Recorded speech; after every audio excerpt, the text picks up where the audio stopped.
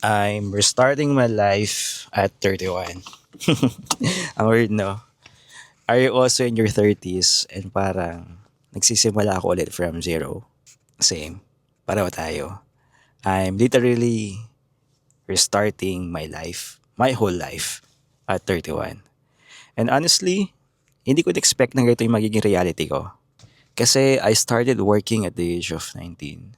Nasa 5 years din ako sa Pilipinas and 6 years na rin dito sa Dubai. So, in total, more than a decade na rin akong nagbibuild ng aking career. So, akala ko, by 30, okay na ako. Akala ko, stable na ako. Akala ko, set na yung direction ko. Pero, life had other plans. Kasi last February 2024, I got laid off from my work. And suddenly, lahat ng pinaghirapan ko for more than a decade, nawala. Parang, nawala na parang wala. And ever since, parang nag-reset yung buong buhay ko. So 31 years old na ako, wala akong trabaho, wala akong plan, wala akong structure.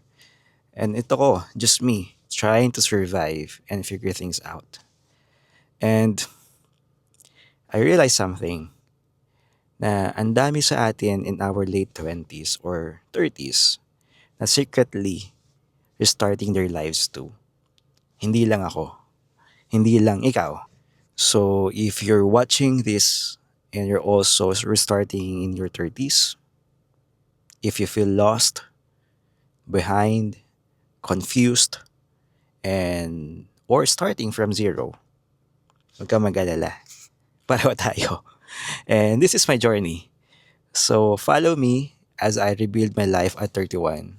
Slowly, honestly, at kaya sana sabayan ninyo ako sa journey ko na to.